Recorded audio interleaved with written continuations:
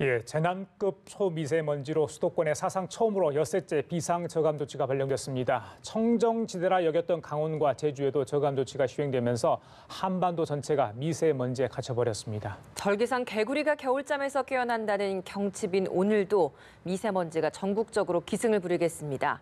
역대 최고, 최악의 미세먼지 사태 전문가와 함께 짚어보도록 하겠습니다. 동종인 서울시립대 환경공학과 교수 자리하셨습니다. 어서 오세요. 네, 안녕하십니까? 네, 안녕하세요. 어서 오십시오. 예.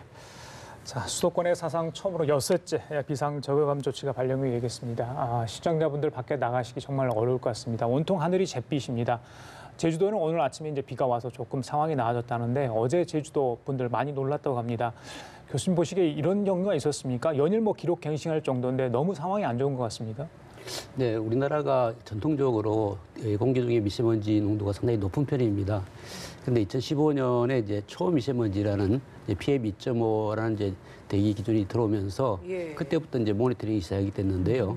초미세먼지 수준이 상당히 이제 높게 측정이 되어 왔고 지난 한 5, 6일 동안은 이 과거에 우리가 이제 경험하지 못했던 이런 이제 초미세먼지 집중 현상이 나타나서 참 우려스럽습니다.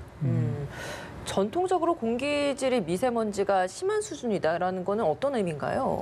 예, 과거부터 우리나라는 이게 1980년대부터 모니터링 시작했는데요. 예. 이제 공사장에서 나오는 먼지라든지 이런 큰 먼지 오염도는 상당히 높은 편이었어요. 그런데 한 2012년, 13년도까지 꾸준히 큰 먼지 쪽은 이제 개선이 됐는데 이제 최근에는 이제 에너지 사용이 많이 늘어나고 특히 석탄이나 또 경유차 이런 영향 때문에 이제 아주 작은 먼지, 초미세먼지 오염도가 상당히 높아지고 있습니다. 그러면은 전 세계적으로 우리나라의 공기질을 좀 비교를 해봤을 때 우리나라가 좀 어느 정도로 심각한 수준인가요? 이제 그 OECD 국가 통계들은 좀 나와 있는데요. 뭐 칠레나 뭐 이런 터키 이런 데에 비해서 우리나라가 조금은 낮지만 전체 OECD 국가에 비해서는 뭐 최하위 수준이라고 말할 수 있습니다. 예. 중국보다도 더 심하다는데 그럼 정말 그게 사실인가요?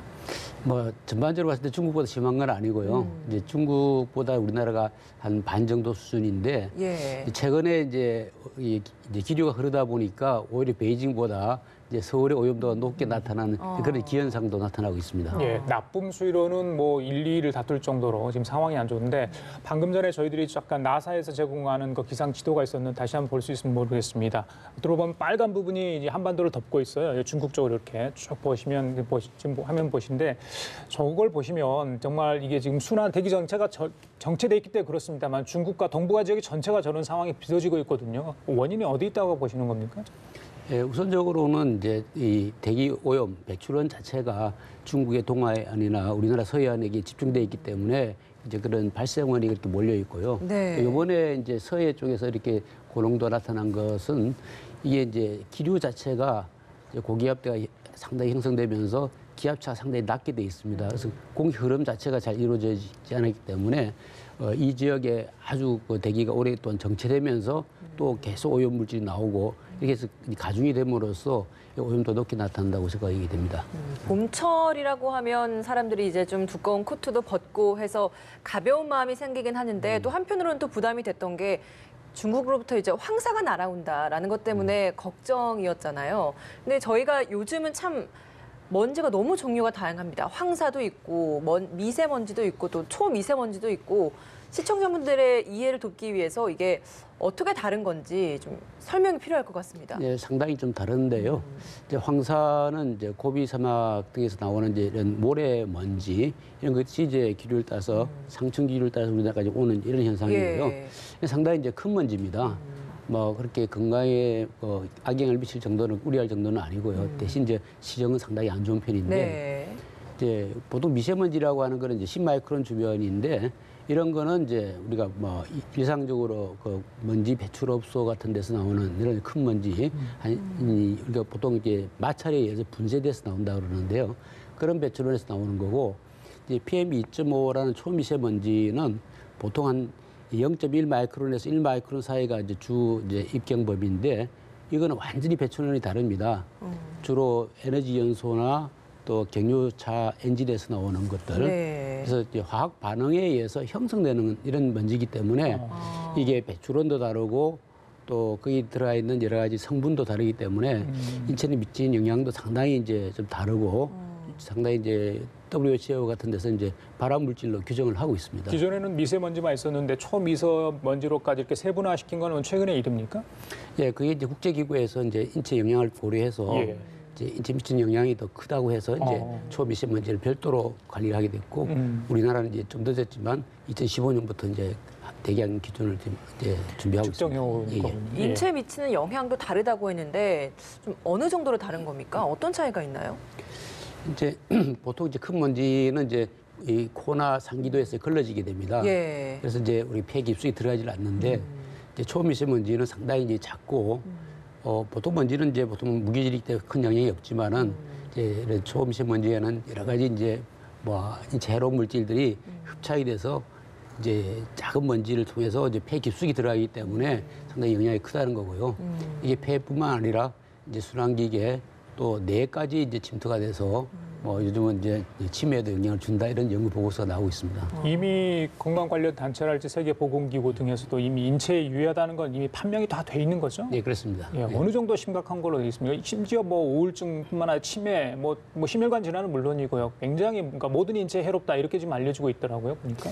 예, 그 초미세먼지에 대해서 우리가 이제 좀 자세히 좀 알 필요가 있는데 예, 포함되어 있는 이제 성분 자체가 이제 주로 이제 중금속 성분이랄지 그다음에 이런 이제 미연소 물질들 이게 보면 이제 다액 방향조 화합물 같은 이런 이 발암성 물질도 일부 포함되어 있습니다. 이런 것들이 문제가 되기 때문에 우리가 조심해야 되고요. 이제 호흡기뿐만 아니라 또 우리가 인체 이제 눈에도 자극을 주고 또 이런 피부에도 영향을 주기 때문에 그렇죠. 우리가 노출되었을 때는 이걸 깨끗이 씻고 뭐 외출하고 들어왔을 때 샤워를 한다랄지 이제 집안의 청정을 유지한다든지 이제 그런 게 필요하겠습니다.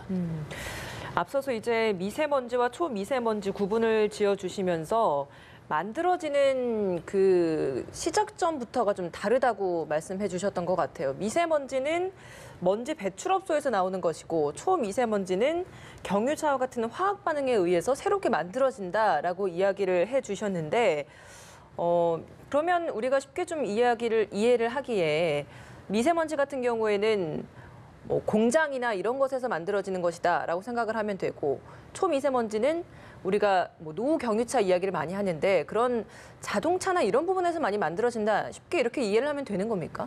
예, 주로 이제 에너지 사용 시설에서 많이 이제 발생이 되는데요.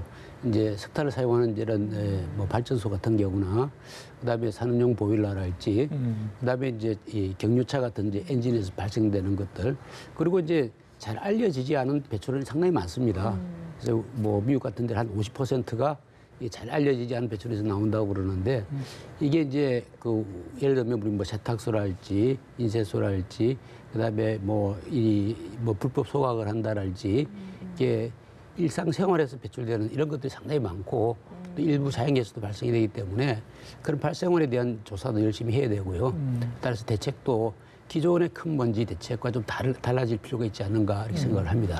그러니까 화학 석탄 발전소가 갑자기 하루아침에 많이 는 것도 아니고 보면 또 뭐 경유차가 많이 급속하게 는 것도 아니고 뭐 산업 시설이 활발하게 움직였다. 뭐 물론 뭐 발전 상황에 따라 좀 달라질 수 있겠지만 최근에 들어서 갑자기 미세먼지가 증가한 이유는 어떤 기상과 관련이 있습니까? 최근에 뭐 강우량도 좋고요, 뭐 바람도 뭐 대기에서 정체되어 있다 이런 얘기가 있던데 그것도 하나의 원인이 되는 겁니까? 예, 그렇습니다.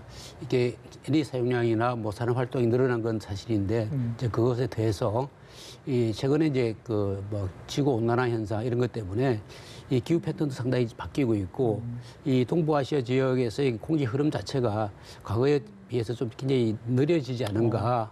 그리고 이제 이게 그 움직이다가 어느 곳에 이제 정체를 하는 상황에서 또 그 지역의 배출원에서 또 오염물질이 계속 이제 누적이 되기 때문에 이렇게 일시적으로 상당히 고농도를 나타내는 이제 현상을 그러니까 바람이 불거나 비가 내려줘서 이걸 다 식혀갈 수 있도록 해야 되는데 그런 현상도 지금 일어나지 않는 것 때문에 더 악화 상황이 벌어지고 있는 거군요. 예, 그렇습니다. 우리가 보통 쉽게 생각하기를 미세먼지의 영향은 중국으로부터 많이 받는다라고 생각을 하는데 실제로 그런가요? 어떻습니까? 이제 그 우리가 평상시하고 이렇게 뭐 고농도가 나타날 때 좀 구분해서 얘기를 해야 되는데요. 네. 평상시는 아무래도 이제 그 지역의 배출원이 크게 영향을 주게 됩니다. 그래서 우리나라도 우리나라의 평균적인 그 미세먼지 오염도를 줄이기 위해서 상당히 노력을 해야 되고요. 근데 이렇게 고농도가 나타나는 경우에는 분명히 이제 외부적인 영향이 상당히 있다고 보고요. 예. 그래서 보통 우리 이제 전문가들 사이에서는 이런 고농도가 나타났을 때는 뭐 중국을 비롯한 외부 영향이 한 60 내지 80% 정도 되지 않는가 이렇게 추정을 하고 있습니다. 최근에 한중 환경장관들이 만났잖아요. 그 우리 조명래 환경장관이 중국 측에 항의를 좀 했다고 하는데 책임을 좀 인정을 했답니다. 중국 요인이 한 80%, 특히 1월달 미세먼지 가지고 글쎄요, 인정만 했을 뿐인데 그동안은 뭐 이게 뭐 전향적인 자세일지 모르겠습니다만은 그럼에도 불구하고 중국의 어떤 책임론은 계속 제기되고 있거든요. 어떻게 보십니까? 이제 기회가 있을 때마다 이런 이제 정부 당국자나 또 전문가들이나 또는 이제 이런 시민단체나 언론에서 계속 문제 제기를 해야 됩니다. 엄연히 이제 그런 영향이 있는 거고 예. 이제 중국이 어느 정도 책임이 있기 때문에 그렇게 얘기를 해야 되는데 과거 우리가 좀 그런 걸 주장하는데 좀 소극적이지 않았나 좀 생각이 되고요. 또 중국 측에 봤을 때도 사실 과거에는 별 다른 대책이 없었기 때문에 소극적으로 나왔지만 지금 중국도 상당히 많은 노력을 하고 있고 2013년에서 17년까지 5개년 계획에서 엄청난 투자를 했습니다. 그래서 뭐 오염도를 보면은 상당 수준 이제 개선이 됐고요. 또 역으로 우리는 이렇게 개선했는데 한국의 오염도는 더 나빠지지 않았느냐, 자기네 책임은 별로 없지 않느냐 이렇게 주장하는 이런 상황입니다. 그럼 중국도 인정을 한 상황이면 우리와 함께 좀 협력을 해서 이 공기 정화에 대한 필요성을 인식을 했으니 뭔가 조치를 취해야 할 텐데 전문가께서 보시기에 좀 중국과 협력해서 할 수 있는 대처 방법이라고 한다면 어떤 것들이 좀 있겠습니까? 뭐 아직까지 중국 측에서는 그렇게 적극적으로 나오지 않아서 좀 문제가 되긴 하는데요. 이 분명히 같은 대기오염 영향권입니다. 이 오염 지도를 보시면 알겠지만 이 서해를 중심으로 해서 상당히 오염 형성이 되고 있거든요. 이 보면 같은 대기오염 영향권이라 볼 수 있기 때문에 이 공동 대책이 좀 필요합니다. 그래서 이 어떤 국제적인 협약을 좀 만들고 또 이걸 이행할 수 있는 이제 이행 기구도 좀 만들어서 이 공동의 목표를 가지고 어떤 공동의 대책을 이렇게 시행을 해야만이 실제적 효과가 있는 거지. 각 국가별로 뭐 대도시를 중심으로 해서 이런 대책들을 가지고 가고 있는데 이게 이웃 국가에 전혀 도움이 안 됩니다. 현재로서는. 그래서 이제 어떤 국제적인 협약과 이행할 수 있는 여러 가지 이제 실천 방안들 이런 것들이 필요하다고 봅니다. 예, 지금 정부는 미세먼지 저감 대책을 이제 계속해서 실시를 하고 있죠. 공공기관 차량 이부제도 하고 있고 여러 가지 뭐 이야기, 오늘도 나온 이야기 있었습니다. 뭐 사술자를 동원해서 도로 청소를 한달지, 뭐 공기 정화기를 추가로 설치한달지. 그래서 많은 분들은 그럼에도 불구하고 실효성에 의문을 제기하고 있는데 근원적인 처방이 필요하다 이런 여론이 많습니다. 어떻습니까?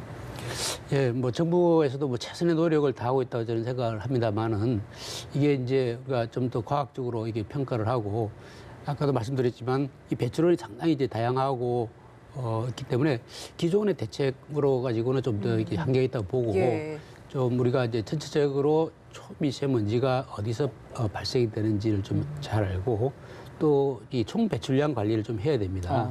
그래 기존에 뭐 수도권 대기질 특별법에 의해서 이제 총량 규제를 하고는 있지만 이게 뭐 아주 대형 시설들 위주로 하고 있기 때문에 초미세먼지는 이 배출원이 워낙 다양하고 또 우리 생활 주변에도 많이 있고 그렇기 때문에 뭐 이런 것들을 하기 위해서는 이제 좀 대책이 좀 더 세밀하고 좀 실질적인 총 배출량 관리가 돼야 되지 않을까 생각합니다.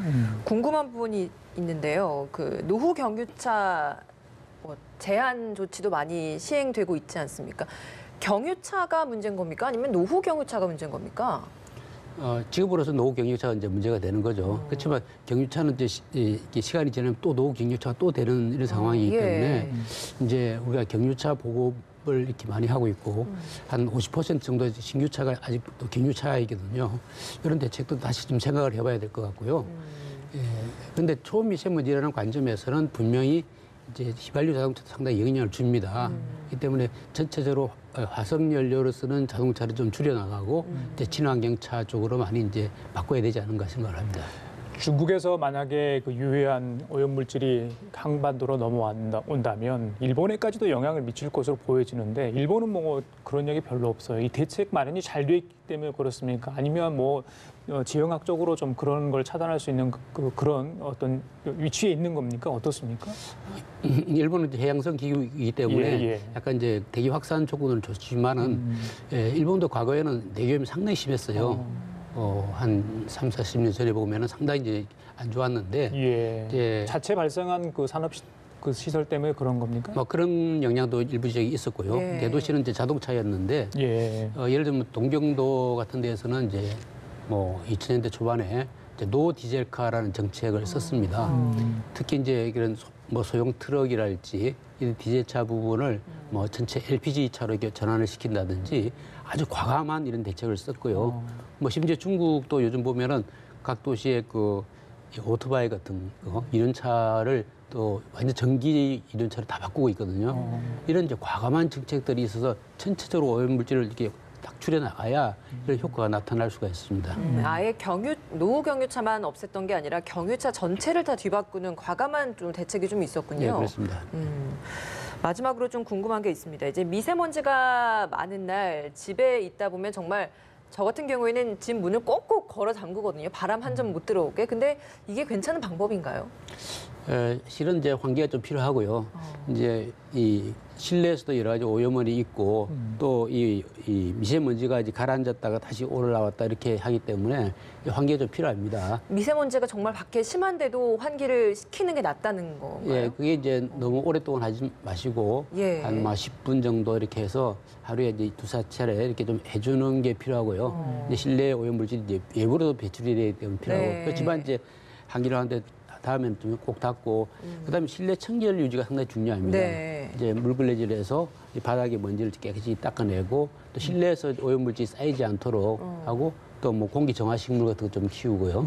또 외출에 들어왔을 때는 이제 이런 뭐 눈도 씻고 이 손발도 씻고 전체적으로 이 몸 자체를 또 이게 오염이 된 거를 좀 씻어내는 예. 그런 노력도 필요한다. 예, 교수님 마지막으로요. 아마 시청자분들 호주머니에 마스크 한두 개씩 꼭 들고 다닐 것 같습니다. 좀 반드시 착용을 해야 되지 않습니까? 네. 근데 마스크도 이게 이 입자를 충분히 막을 수 있는 그걸 사용해야 되고 또 일반 마스크 같은 경우는 반드시 1회 사용하면 다른 걸로 교체를 해야 된다할지 이게 뭐 저희들이 좀 주의해야 될 게 많더라고요. 어떤 걸 좀 저희들이 주의 있게 봐야 되겠습니까? 예, 미세먼지 방지용 그 마스크를 꼭 선택을 하셔야 되고요.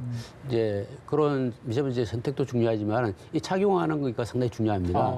이제 코 주변을 완전히 밀착을 예, 시켜서 이 밖으로 공기가 들어가지 않도록 하는 게 중요하고요. 그다음에 이제 이 자기 몸 상태를 잘 유지하는 게 중요하다고 보입니다. 네. 이제 만약에 뭐 천식 환자나 어린이 같은 경우는 특히 주의를 해야 되고요.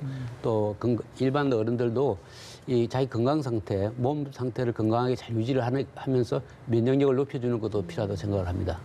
알겠습니다. 자, 지금까지 동종인 서울시립대 환경공학과 교수와 함께 미세먼지 관련 얘기 나눠봤습니다. 오늘 말씀 감사합니다. 고맙습니다. 감사합니다.